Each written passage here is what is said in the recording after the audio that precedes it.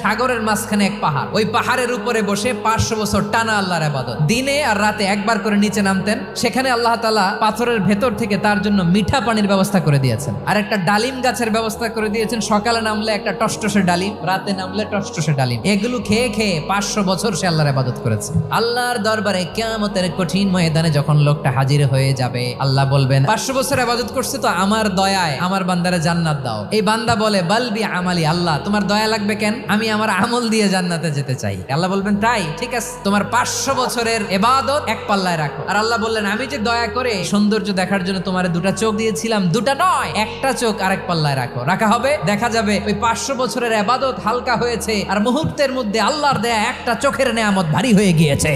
ফলাফল দেখো, হিসাব বলে তুমি এখন জাহান্নামে যাবা, যাও এবার জাহান্নামে যাও। এবার লোকটা কাচুমাচু করে বলে আল্লাহ এবার আমি বুঝতে পেরেছি তোমার দয়া ছাড়া দুনিয়ায় কেউ জান্নাতে যেতে পারবে না।